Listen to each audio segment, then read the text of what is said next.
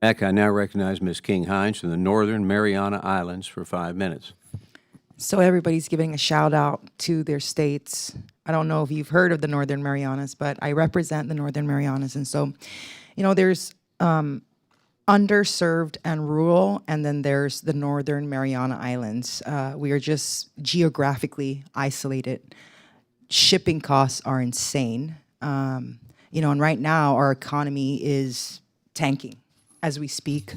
We have one primary economic engine, which is tourism. It hasn't recovered to pre-pandemic levels. And so, I'm here looking for opportunities for my community. Every single business in the Northern Marianas is practically a small business.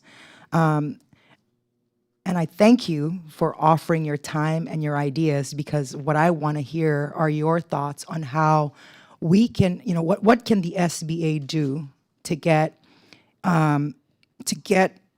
SBIC-backed investments working in the Marianas? I'm not going to pretend to be an expert on some of these problems, and I do think we need to deliberately think about it. But I think this goes back to what was discussed a little bit earlier, is how do we help more fund managers, smaller fund managers with smaller checks, be identifying and supporting these areas? I know we talked a little bit about what the SEC can do on that front, but I think from an SBA and SBIC perspective, I am optimistic, and I don't think this will happen by itself, but that we can use things like their recent expansion into that fund-to-fund or reinvestor program, where you have fund managers that might be sitting in Ohio or in San Francisco, but recognize that there's opportunities elsewhere.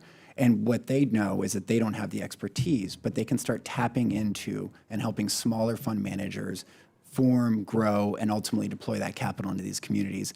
It will not happen overnight, but I think the SBIC is already moving in that direction through the fund-to-fund strategy. Hopefully we can be a little bit more deliberate, not only to solve some of your problems, but to other rural areas that we've already talked about as well. We have trouble getting investments in Hawaii because it's difficult. It's not a concentrated area. The Northern Marianas and other American territories are tough, really tough. Now I will say, again, I don't have an easy answer for you on that, or a quick answer. But one of the things that's been kicked around, both of the last administration, the Biden administration proposed a sovereign wealth fund. President Trump has proposed a sovereign wealth fund. If they do a sovereign wealth fund, and I think they are serious about doing that, but it's an if, I don't know. But if they do one, I would encourage this committee to have a separate small one for small business and not have it wrapped up in the giant fund, because it's very easy for small business to sort of get crammed down and sort of forgotten about. But if you had a sovereign wealth fund, you could equitize and sort of anchor invest funds for specific purposes to specific local needs that are unique, because I think the CNMI have unique issues. But I think, as that idea, percolates and develops, that might be something to pay attention to. But I don't know of any easy answers to that in the short term. But I'd be happy to talk to you when we're not under a 5-minute clock. For sure. Thank you. Did you want to chime in?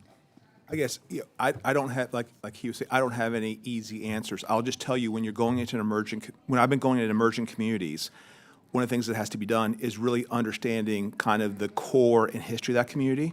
For example, in Ohio, there's a ton of healthcare. Nationwide Children's, Wexner Medical Center, Cincinnati Children's, Cleveland Clinic. How do we leverage that, to create new companies? Enable Injections, the on-body drug delivery, the needles from Cincinnati Children's. We have 2 biotech companies that spun out, partnered with NIH and BARDA and Carbex and biotherapeutics and such. So I don't know enough about your community, but really looking at a community and saying, is there some history or area that we can be innovative in? Within tourism or whatever it is, for software opportunities or marketplace type opportunities or what have you. So each region has its unique history and base to leverage in its own unique way. That's all I can really offer. Thank you. Thank you for sharing your thoughts, and thank you for your time.